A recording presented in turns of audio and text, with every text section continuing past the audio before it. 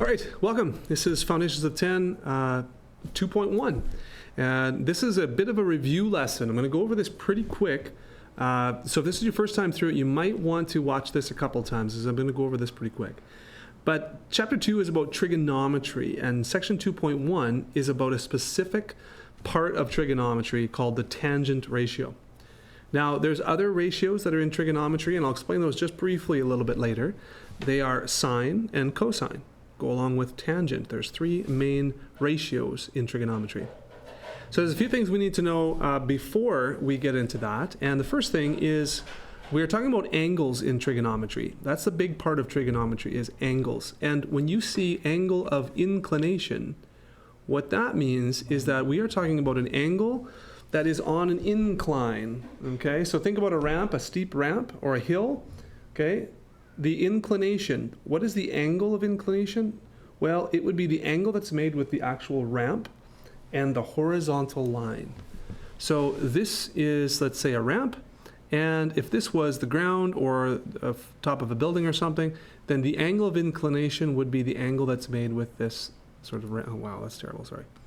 Okay, with this line right here, and the horizontal line. So this is the angle of inclination. Here's an example as it pertains to a house, okay? So the angle of inclination of a roof would be the angle that's made with the roof and an imaginary horizontal line, or a horizontal line that's on the side of the house. That's the angle of inclination. So the larger the angle of inclination, then it is a steeper roof, right? Now, it's important to note that the angle of inclination is acute. And if you remember what the acute angle is, an acute angle is any angle between 0 and 90 degrees. It's a cute little angle, okay? It's small. So if this angle of inclination, like let's say this roof over here, were to get so steep that it would pass 90 degrees, then the angle of inclination would then be calculated from this horizontal, you see? So this would be the angle of inclination. We wouldn't go over all the way to this horizontal. It's just this acute angle, okay? Now, parts of a right triangle has a 90-degree angle in it. You may remember that. And so a right triangle forms a 90-degree angle with its sides. And the side that's opposite the 90-degree angle is called the hypotenuse. So it's a really strange word there, but that's the word for the side, in this case the side AC, that is opposite the 90-degree. Okay, that's hypotenuse. Now, if we're talking about angle A, the other sides can be mentioned in reference to angle A, so with regards to angle A. If you have an angle in a triangle and you draw a line straight through the middle of that angle, the side that it touches on the other side is the opposite side, okay? And the side that is right next to it is called the adjacent side. So adjacent means right next to, kind of connected to, right beside. That's what adjacent means. So there's always an opposite side, an adjacent side, and a hypotenuse for any right triangle. Notice this, a little diagram right here. If we had this as an angle, angle C, well, the opposite side that would then become this side over here. That's now the opposite side to C, you see? So here's C, and you go all the way across, and boom. Now this is opposite side, and this is adjacent side.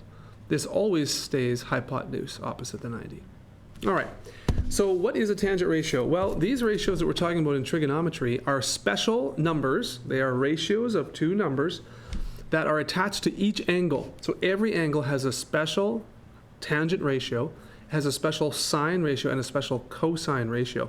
And we can use these properties of right triangles to calculate all sorts of missing side lengths and angles in real life problems. So my class didn't know about this today, and maybe you haven't heard of this yet, but this is going to be a very catchy and famous memory mnemonic that we're going to use. SOHCAHTOA, SOHCAHTOA, SOHCAHTOA. Say that 100 times, it'll make you happy. SOHCAHTOA, SOHCAHTOA. But this helps us to remember our trigonometric functions. So the S in SOHCAHTOA is the sine ratio. The C is the cosine, and you guessed it, the T is what we're talking about today, the tangent ratio. Now, what is this OA all about? Well, it helps us remember that the tan of any angle equals the opposite, that's O, side length divided by the A adjacent side length. Okay, so TOA, tangent of an angle equals opposite over adjacent. SOHCAHTOA. And we'll talk about sine and cosine another day.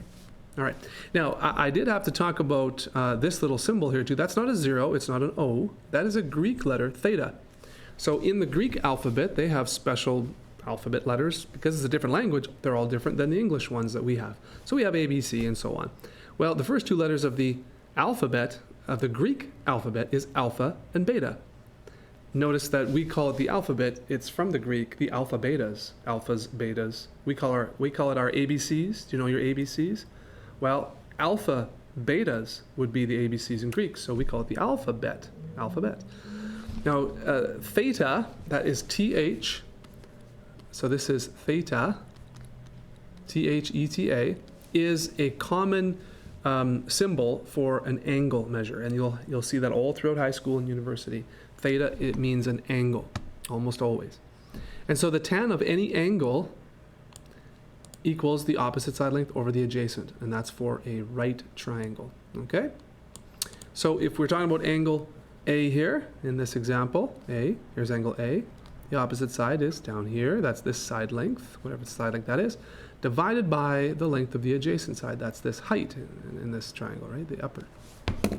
Okay. So knowing that, we can now determine tan ratios for certain angles given right triangle dimensions. So in this right triangle on the right, we are going to find, we're going to find out what is the tangent of the angle D. Now remember, when we're looking for tangent of D, that's actually a ratio. It's a number, often written as a ratio of a number divided by another number. And so what we do is we go to angle D and we find out what the opposite angle is, or the opposite side, I should say, and that is the side length 3. So it's the opposite side is FE, and its length is 3. Therefore, the tan of D equals the opposite side length 3 divided by the adjacent side length 4. Okay? So tan of D is actually the ratio 3/4. That's a special ratio for this angle. Okay? The tan of F, well, F is the other one. The opposite side here is the length 4, and the adjacent side is the length 3. So the tan of F is 4 divided by 3.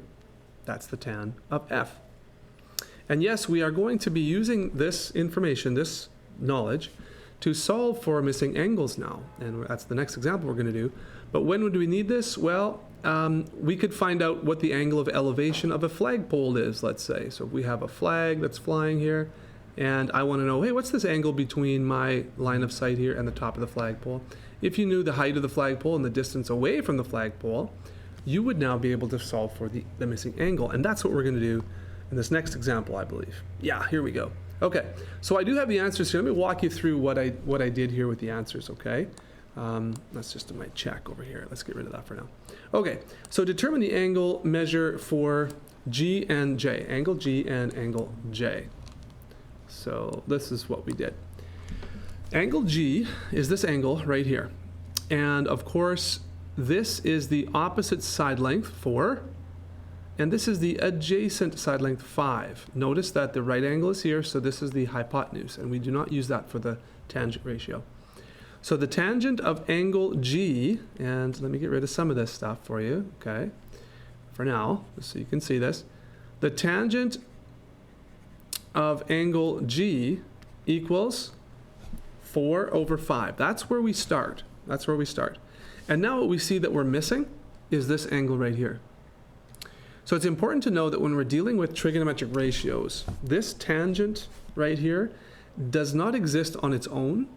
It is a special function that has to include an angle in here. So this is all one entity. I can't split this up by dividing, okay? If you were talking about a regular, 3x equals 6, well, you could divide both sides by 3 to solve for x, right? And here x equals 2. But we can't do that with the tan function because it's different. And so what we do is we take a look at our calculators, and on your graphing calculator, each one of you should see a tan button like I see in the screen here. And you should also see that above the tan button, our second function is tan to the -1. That's how we undo the tan function. So watch carefully. What I have to do is I have to take and it's called the inverse tan. So I have to take tan to the -1 of both sides of this equation. I know this looks really scary. It's not. The tan to the -1 gets rid of the tan. Just like, watch this over here. Watch me do this a slightly different way. If I were to multiply by the inverse of 3, let's call it, or 1/3, guess what? The 1/3 and the 3 would cancel out. And then you would evaluate what this is over here. 6 times 1/3 is 2. So here x equals 2. We're not multiplying, but we are taking the inverse of the function. It's how you undo the function. So how do you undo a tan function? You take the tan to the -1. So these cancel each other out now. And this is what you're left with. Angle G is actually equal to tan to the -1 of this ratio 4/5. And, oh, I did it down here. I'll take a little clipping for you. So tan to the -1 of 4/5 should be 38.6598 degrees. We'll usually round to the nearest tenth of a degree, so that's 38.7 degrees. Okay. Now, just a side note, if your calculator is in the wrong mode, you're going to get the wrong answer. So what's the right mode? It should be in degrees. Now, your calculators probably won't look just like this one, but you'll have, see how I'm in degrees here? This is the mode degrees. The other common one is radians. So if on your calculator screen, let's draw it over here, if you have a DEG somewhere on the top, or just a D, you're good. That's degrees. If you have this, RAD, that's bad, okay? You have to change that. If you have just an R, that's radians, going to get you a totally different answer, okay? So that's a different kind of measure, angle measure that we're going to talk about in grade probably 11 or in a while, anyways. So you don't have to worry about that, but you have to make sure your calculator is in degrees. That'll give you an angle measure of degrees, okay? All right, so you could find J the same way by doing the opposite is 5 and the adjacent is 4, and doing second function tan of that as well. So that's what I did down here. Tan of J is 5/4. The inverse tan of 5/4, your calculator should show you that's 51.3 degrees. Okay? So that's how you can use the tan function to find missing angles. Here's a third example that we did, and let me walk you through this one. This talks about a roof, and a roof that has the given dimensions right here. And if you're putting solar panels on a roof, the ideal angle of inclination that your roof should be would be equal to the latitude that your position on Earth would be, so the latitude on the globe. Now, Fort Smith, Northwest Territories is way up north, and its latitude is 60 degrees. So what we have to do is we have to find out if this is an angle of inclination of 60 or close to 60 degrees. And so I'm going to use the tan function, because if this is the angle I want to find out, I know that 9 is the opposite side of this right triangle that I can draw on this diagram, and 12 is the adjacent side. So I go over here and I set up tan theta equals opposite over adjacent, and the tan of theta, the opposite over adjacent. Now what I did here was I isolated for theta right away, so you could kind of see what theta equals before I put the numbers in. You don't have to do that, but that's one thing you can do. The angle is the inverse tan of the opposite over adjacent, you see. So I just put 9 here and 12 here, and I put this in my calculator, and I get an angle of 36.86 degrees. Now that means that this angle of inclination is 36 point, roughly 9, which is a little bit too small to be optimal solar panel for the solar panels, because you want the sun's rays to be kind of like perpendicular to the roof. That's how you get the most energy into the solar panels.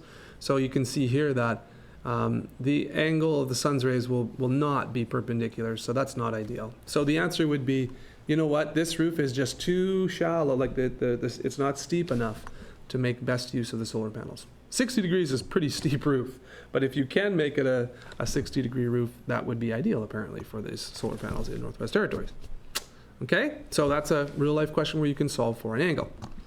All right, there are other questions in your assignment that you should work on right now, and so hopefully that you can write that assignment down there, 2.1 from your textbook, 3, 4, 5, 9, 17, and 19, and you should be able to find the tangent ratio for any angle in a right triangle, and you should also be able to solve for the angle measure too. And we're going to solve for lengths in the next section, okay? So that is 2.1, and I hope that makes sense to you. See you later.